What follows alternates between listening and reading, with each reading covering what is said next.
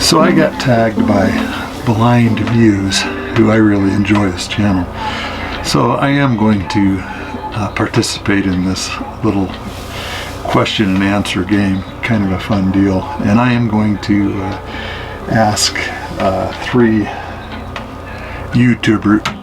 YouTubers to participate as well. And I'm going to ask Wandering Patches, Little House on the Road, and then one that isn't a nomad channel, but I really enjoy the guy in Canada that is a snake wrangler. A guy by the name of Ryan Heavyhead, a First Nations kind of guy, and pretty cool channel. But anyway, I enjoy all 3 of those channels, so hopefully they will participate. So let me look up what these questions are again, so that I know. All right, so it's a list of 14 questions, and the first one is beer or wine. Well, I'm pretty much a beer guy. Definitely a beer guy. I will drink wine, you know, I can do both. But I definitely go for beer, and if I'm out with friends, I'll drink long neck Budweisers because I can drink a lot of those. If I drink the really good beer, I drink it just as fast as I drink a Budweiser, and I will get shit-faced and carried away. Am I a flirt? Yes. There's absolutely no doubt about that. And my wife is kind enough to put up with me being a flirt. Maybe we would never gotten together if I wasn't, right? The weirdest thing I have ever seen. Oh man, I'm gonna have to think on that one a while. I've seen some crazy things, but the weirdest thing I've ever seen. I'm going to come back to that one. I'll come back. I'll edit it in. Do I cry in public?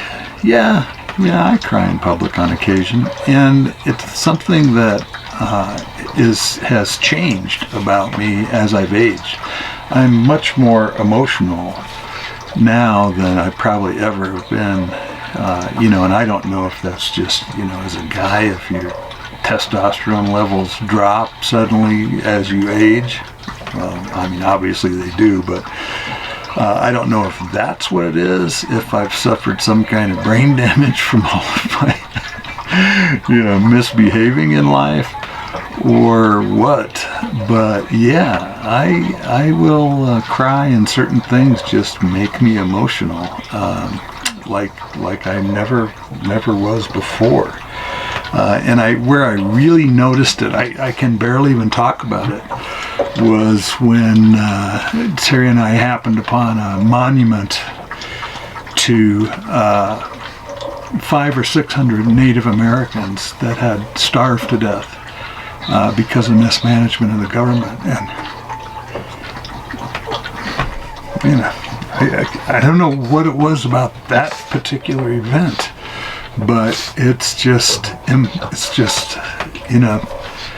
caused me, it just brings out these emotions. Just I'm angry that I hadn't learned about it, for one thing. How the hell do you go through school and not know about this? I grew up in South Dakota, for God's sakes, and this happened in Montana. You're telling me that nobody bothered to tell me that in history?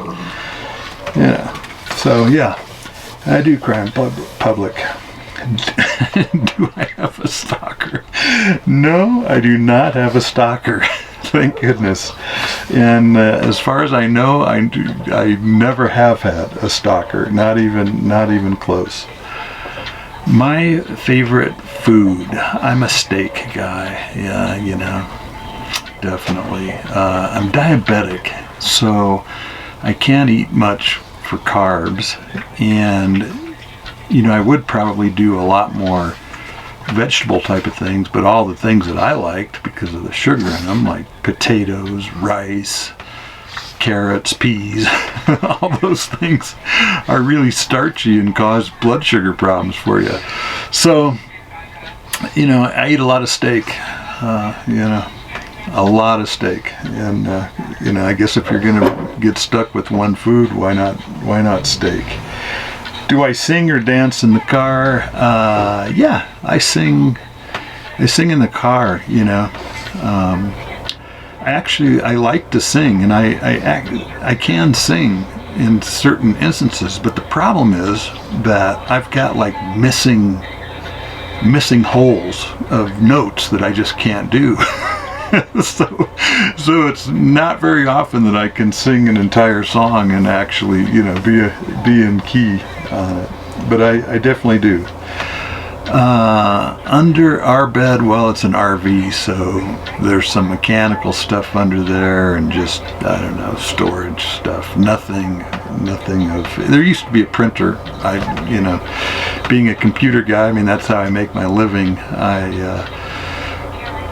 We used to have a printer, a laser printer, and I thought, you know, it would be important to have, and turns out I hardly ever got it out from under the bed, so we got rid of the laser printer. And you know, I've had to have something printed once or twice. I just go to Kinko's or whatever and have it done. So no printer under the bed. Have I laughed at the wrong moment? Yes, I have. I've had to bite my tongue on numerous occasions. But the worst one, the absolute worst one, was my first job out of college. I was hired to become an engineer to design and sell acidizing, cementing, and fracturing services. So cementing and stimulation for oil wells is acidizing and fracturing.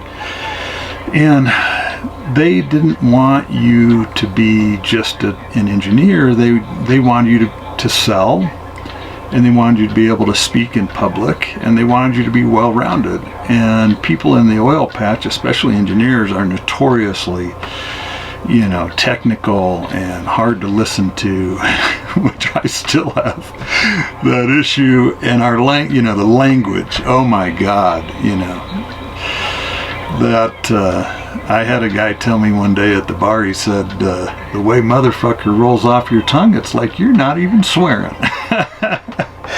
And you know what? He's right. But anyway, as I told the story, I said, yeah, thanks, motherfucker. But anyway, they wanted us to be well-rounded. And so I got sent to Tulsa. I don't remember. It was like every 2 weeks I had to spend in Tulsa for 6 months or something, and at the corporate kind of headquarters for training and laboratory work and all that stuff. And this was a division of Dow Chemical at the time. Schlumberger owns it now. But you know, so it was a big deal. You know, the president of the company would come around and see us sometimes, come up from Houston and do presentations and whatnot. But anyway, we had to learn how to be public speakers. And there was one guy who, I don't know if he had experience, it didn't show, but he seemed to think he knew more than the rest of us jackasses from the oil patch on how to be a public speaker. So all of us, you know, would get pretty nervous. You know, the first time you get in front of a group, it's nerve-wracking. And a couple of the guys even had a little shake going on and voices cracking. And I don't remember being quite that nervous, but I definitely remember being nervous. Anyway, we had this lady, you know, back then she I would consider her middle-aged. Of course, she's much younger than I am now, but this was 1981. And so here's this group of engineers from all over the country, and we're talking about, you know, being nervous and doing this, and this guy suddenly decides to explain to us how not to be nervous. And he said, it's like when you have a tiger on your back and you have to just pause and beat it off. you know, this is a professional thing, and you know, we're supposed to be professionals. And oh my God, man, it was like for about 2 seconds I was able to not laugh until I looked at one of my friends. And all hell broke loose. The whole class just busted out laughing. And that guy never understood what the hell it was he said, and neither did this lady that was instructing us. Now, I can understand her maybe not picking up on it, but, you know, the rest of us, no matter what we did for the next hour, you know, finally she gave up and just told us to go golf, you know, and we all left and went golfing for a day. Just, it literally ended class, or whatever it was we called it, for the day. So, yeah. I have a tendency to laugh at inappropriate times. I have no piercings. I do have a few tattoos, and a few. Actually, I've got 2. One of them is my wedding ring. Probably can't see that, but I am going to get a couple more tattoos. But I don't think I'll ever. I don't know. Piercing, man, that seems painful to me somehow. My first celebrity crush, boy, I don't know, man. Maybe Goldie Hawn when she was on Laugh-In. I mean, you know, I don't know. I'm not sure I have a lot of, or have had a lot of celebrity crushes. There's certainly been a lot of celebrities that I wouldn't mind having as a girlfriend, or, you know, a partner or something. Would I marry a celebrity?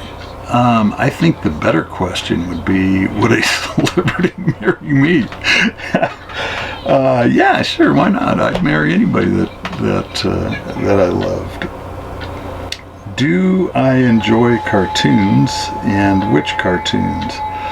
I do enjoy cartoons, but you know, I'm kind of like it probably goes back to Saturday mornings when I was a kid and watching cartoons. But, you know, I like the cartoons like Tom and Jerry, as an example, you know, any of that era, those old, you know, Bugs Bunny, the Looney Tunes, Daffy Duck stuff. And then even the classic older cartoons, you know, from before that. I can't think of any, you know, series of them. Although I've seen the old Popeye cartoons and stuff like that. But yeah, so I would say that my favorite was probably Tom and Jerry. And then, you know, I kind of get a kick out of The Simpsons, although I haven't watched them in years. But I suppose if it were going to be a contemporary cartoon, I would have to say The Simpsons were one. The first movie ever. Wow, man, that I don't know. I do remember going to the theater. I think my parents wanted us kids out of the house. And I had 3 older sisters, and I don't think my brother was born yet. I have a younger brother. And I think we went to, there was a theater in Wichita, and we all went to it. And I still remember the movie a little bit. It was a Hitchcock movie. I think it was Marnie. Was that the one where she was the kleptomaniac? Or that, you know, that I remember going to the movie theater to see. I do remember my first, you know, and of course, I don't know, I might have seen similar movies before then, but they came out with the rating system when I was a kid. And they had G for general audiences, M for mature, and then R, and then they had X. And R movies, I think you had to be 16 when they first came out with that rating to go to. And my neighbor, his aunt or stepmother, his stepmother's aunt or something, I don't remember how she was related exactly, but she rounded up all us boys and for some reason decided we were going to go see Easy Rider. And I was probably 12, I don't know, maybe 11 when Easy Rider came out. It was awesome, of course, I loved it, you know. But so I do remember the first R-rated movie that I ever saw. But getting back to the strangest thing I've ever seen, you know, I'm not sure, but I can tell you one of the strangest experiences that I had. I had an airplane, and I needed some jack so that I could get the landing gear up off the ground and be able to raise and lower the landing gear while the airplane was in the hangar, to do some work on it and not have to rely on the mechanic to be there for it. And anyway, I discovered that Harbor Freight, well, I discovered online that I could order these jacks, and what they are, it's a long throw hydraulic jack. It's just, instead of the short one you'd use on a car, it just has a longer ram so that it goes up higher. And to make it work on an airplane, you have to have some supports to keep it from moving, and typically people have something welded up. So I called the welding shop. I found these things where I could order them online. I called the welding shop. I'd never met the guy, and he said, yeah, sure, he knew what I was talking about. He could weld me up some supports. So a few weeks go by, and the place that I ordered online from finally, you know, came around and said they simply couldn't supply them. They're out. They don't know when they're going to get them again. And they had a suggestion that maybe Harbor Freight, and this was in Madison, Wisconsin, where I was living, that maybe Harbor Freight would have them. So I went to Harbor Freight, and sure enough, they had them. So I get up to the counter, and there's a guy in front of me, and these things are fairly heavy. And so the guy in front of me